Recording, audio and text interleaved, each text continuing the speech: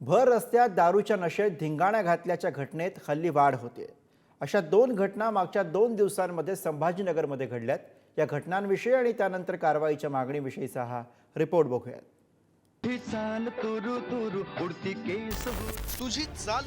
तुरु हे गाणं तुम्ही ऐकलं असेल। या गाण्यात थोडा बदल केला तर या व्हिडिओवर हे गाणं परफेक्ट बसेल। तुझी चाल लटपट चालती जीभ चुरू चुरू मग गाडीला धडकली असं म्हणलं तर हे परफेक्ट बसेल। झालं असं की दारू पिऊन या 2 मुली रस्त्यावर अक्षरशः आता पडतील की मग पडतील अशा प्रकारे चालत होत्या। गाडीला आडव्या आल्या म्हणून बहुतेक या दोघींना लोकांनी थांबवलं आणि मग काय या दोघींनी जे केलं ते पाहण्या आणि ऐकण्यासारखं आहे। माझ्या भावाला चल त्यांना माहित नाही आपण एक कोण म्हणून त्यांना वाटतं हा असं पेल आणि आम्ही पेशंटमुळे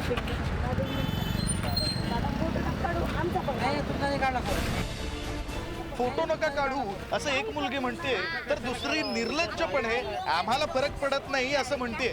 सोबतच आपला जन्मदाता डॉन असल्याचं मोठ्या अभिमानानं सांगते। काही प्रॉब्लेम नाही कशाला काढावं लोकांनी डॉनच्या पोरी डायरेक्ट काय कोणता पण पोलिसांना आम्हाला काही पकडू शकत नाही कारण लिमिटेशनमुळे पेली बघतात तिला प्रॉब्लेम आहे। दारूच्या नशेतल्या या मुलींनी पोलिसांच्या इज्जतीचे अक्षरशः वाभाडे काढले। बापाची कीर्ती सांगून झाल्यावर ती थांबली नाही तर आपलं कुटुंबच कसं गुन्हेगारी प्रवृत्तीचे हे दाखवायचं म्हणून भावाविषयी सुद्धा सांगायला लागली। माझा भाऊ इला डॉन डायरेक्ट काय हाफ मर्डर करतो डायरेक्ट फुल मर्डर करतो मला कोणताच कोणी पोरू शकत नाही कोणत्या गाडीला अडवून मला पोरू शकतो गाडी वाल्याला पोरू शकतो जो पण माझ्या सवली साधे समजायला पोरू शकतो मिले म्हणत बोलले।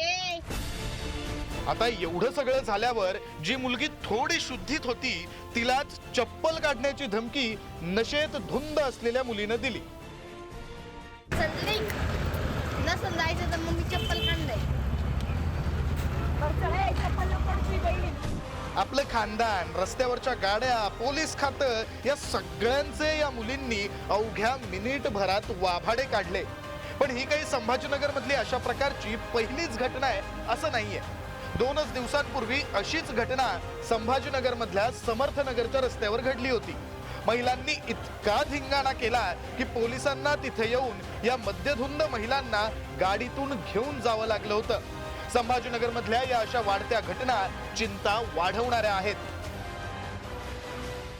आधुनिक जीवनशैली बदललेली जीवनशैली यामागे कारणीभूत असली तरी ज्या प्रकार मोठ्या महानगरांमध्ये घडत होते ते आता छोट्या छोट्या शहरांमध्ये सुद्धा घडताना आपल्याला दिसतात। यामागची जर कारणं आपण पाहिली तर काही सामाजिक दबाव असतो, कौटुंबिक ताणतणाव असतात, मानसिक ताणतणाव असतात, अलीकडे आलेलं पार्टी कल्चर असतं, सुख असो दुःख असो यामध्ये दारू पिणं आणि आपला आनंद वाटून घेणं किंवा दुःख हलकं करण्यासाठी दारू पिणं या प्रकारातनं कुठेतरी आपलं नैराश्य घालवायचं किंवा आनंद वाढवायचा अशा काही ज्या समजुती समाजामध्ये आलेल्या आहेत त्या महिलांमध्ये देखील आलेल्या आपल्याला दिसतात।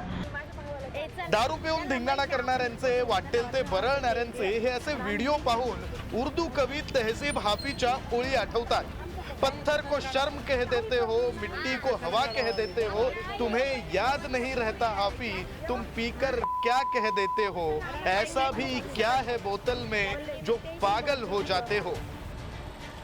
महिला असो व पुरुष दारू पिणं न पिणं हा मुळात ज्याचा त्याचा वैयक्तिक प्रश्न आहे। मात्र असं असलं तरी पिऊन इतरांना त्रास होईल असं वागणं मात्र योग्य नाहीच आणि त्यामुळं अशा पियक्कडांवर कठोर कारवाई करून वेळीच चाप लावायला हवा। संभाजीनगरहून सचिन जिरेसह विक्रांत शिंदे, पुढारी न्यूज।